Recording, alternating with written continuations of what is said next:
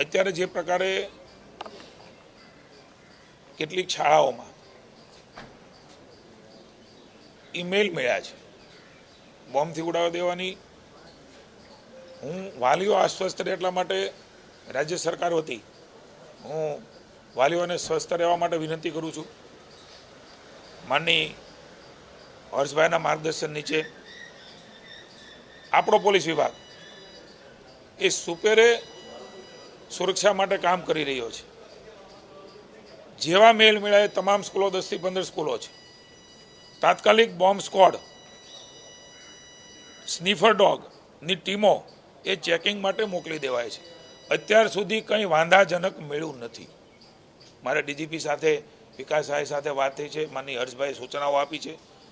Checking બાકી છે, ત્યાં પણ શરૂ છે, પણ અત્યાર સુધી કોઈ વાંધાજનક વસ્તુ મળી નથી.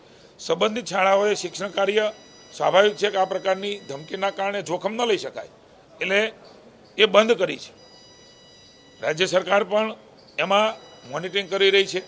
સતત હર્ષભાઈ એ જોઈ રહ્યા છે.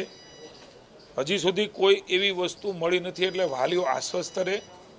આપણે પ્રાર્થના કરીએ કે કોઈ વસ્તુ મળે નહીં, મળે તો પણ કેન્દ્રની સૂચનાઓ અનુસાર આપણી રાજ્યની પોલીસ માનની ભૂપેન્દ્રભાઈ અને હર્ષભાઈની સૂચનાઓ અનુસાર સતર્ક છે. અમદાવાદમાં ક્રાઇમ બ્રાન્ચને આ ઈમેલ ક્યાંથી જનરેટ થયો છે એની પણ તપાસ એ ભાઈ હર્ષભાઈના માર્ગદર્શન નીચે પોલીસને સોંપવામાં આવી છે. એટલે ક્યાંથી જનરેટ થયું છે, કોણે કર્યો છે, સાચો ખોટો કેટલો છે, એની ઉપર પણ એક્શન લેવા માટે પોલીસ એ તૈયાર છે.